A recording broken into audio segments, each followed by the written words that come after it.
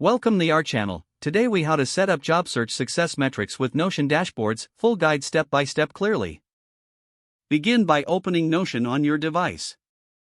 Create a new page and name it Job Search Metrics. Select a blank template to start customizing your dashboard. Add a database by clicking on the plus sign and choosing Table. Rename the table to Job Applications. In the first column, label it Company. Add a second column titled Position. Create a third column named Application Date. Include a fourth column for Status.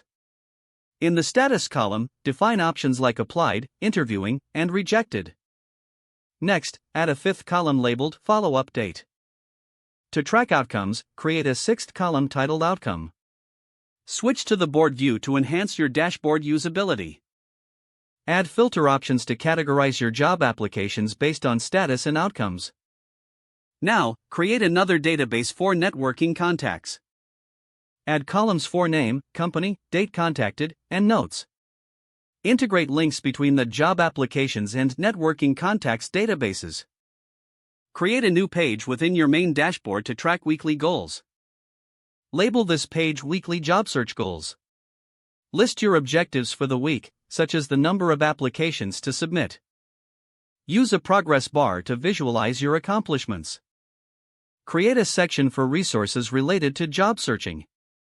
Include links to articles, websites, and networking events. Customize the layout by using headers, dividers, and colors to make it visually appealing. Regularly update your databases to reflect your progress. Review your metrics weekly to identify trends and areas for improvement. Consider setting reminders for follow-up dates to enhance accountability.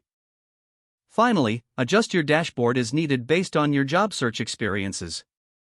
Don't forget to like this video and subscribe to our channel for more step-by-step tech guides.